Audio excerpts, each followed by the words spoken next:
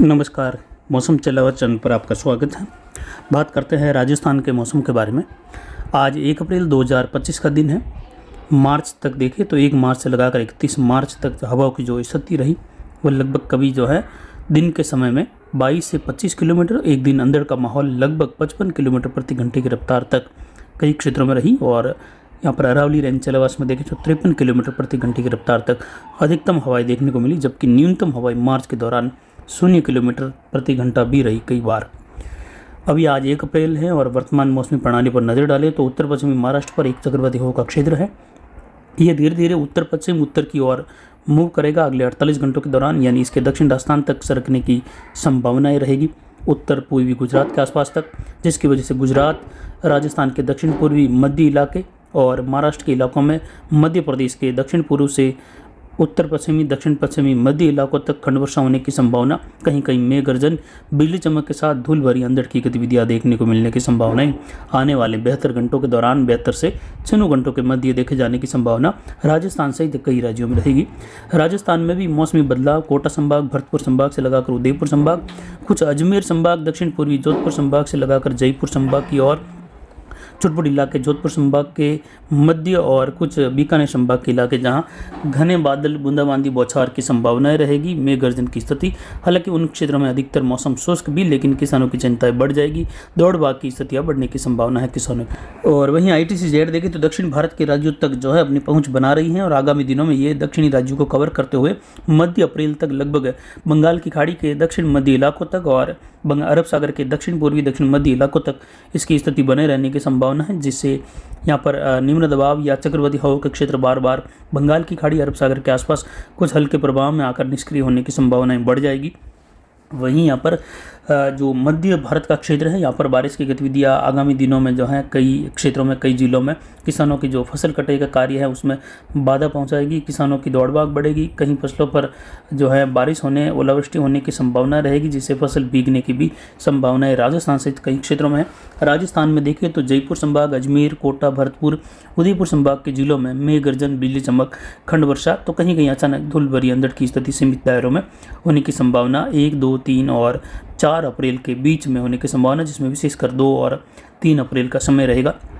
वहीं पिछले 24 घंटों के दौरान अधिकतम तापमान की बात करें तो चिलवा Marwar junction belt, Aravali range यहाँ पर 40.22 डिग्री सेल्सियस रहा, यानी लगभग 44 डिग्री तक 31 मार्च को टेम्परेचर पहुँच गया। और आज जो है ये लगभग 40 से 41 डिग्री के मध्य रहने की संभावना है। और वहीं न्यूनतम तापमान आज का 12.03 डिग्री सेल्सियस रहा 1 अप्रैल को। वहीं यहाँ पर आर्द्रता की बात करें तो न्यूनतम 13.55% रही और अधिकतम आर्द्रता 52.65% रही। न्यूनतम आर्द्रता पर नजर डालें तो न्यूनतम आर्द्रता जहां 2024 और 2023 में लगभग 18% के नीचे नहीं आई थी, वहीं इस बार 2025 में ये 13% तक दर्ज की जा रही है। और अप्रैल और मई के दौरान आर्द्रता इसके मुकाबले 5 से 7% तक और कमी आने की संभावनाएं भी रहेगी, यानी आर्द्रता में लगातार घटत होना गर्मी के दिनों में ज़्यादातर दिनों की उष्ण लहरता की ओर इशारा करता है, यानी ज़्यादातर दिन उष्ण लहर वाले रहेंगे, लू वाले रहेंगे और काफ़ी गर्म लू के झोंके देखने को मिलेंगे। तापमान की अधिकता रहेगी। इस प्रकार की स्थिति होने की संभावना इस साल अधिकतम है और इस पर जानकारी पहले भी दी गई थी एक सामान्य हिंट्स के तौर पर कि इस बार गर्मी का माहौल ज़्यादा रहेगा और आर्द्रता भी यही इशारा कर रही है।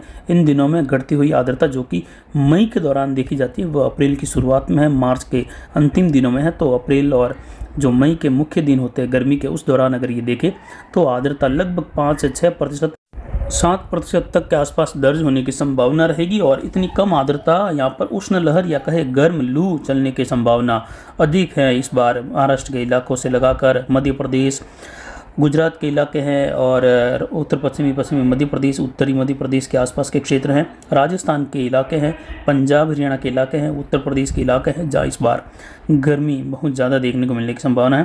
और ये मैप देख सकते हैं 1 अप्रैल से लगाकर 4 अप्रैल का, जो कि आगामी 4 दिनों के लिए सम्मिलित मैप है इसमें जो काले कलर के दायरे हैं वह मेघ गर्जन बिजली चमक के साथ खंड वर्षा, कहीं कहीं अंधड़ या एक दो स्थानों पर ओलावृष्टि की घटनाओं वाली स्थिति में रहेंगे। जबकि जो काले कलर के दायरे के बाहर हैं वहाँ घने बादल बनेंगे। उत्तरी राजस्थान में भी कहीं कहीं घने बादल बनेंगे, जहाँ कहीं बूंदाबांदी, बौछार और कहीं कहीं धूल भरी अंधड़ एक दो स्थानों पर संभव है। अधिकतर मौसम शुष्क रहेगा। जबकि जो सबसे हल्के कलर हैं पश्चिम और मध्य राजस्थान के आसपास, जिसमें बालोतरा, पूर्वी जैसलमेर के क्षेत्र हैं, जहां मौसम बादलों की आवाजाही वाला और कहीं कहीं एक दो स्थानों पर मेघ गर्जन होने की संभावनाओं के साथ बूंदाबांदी संभव है।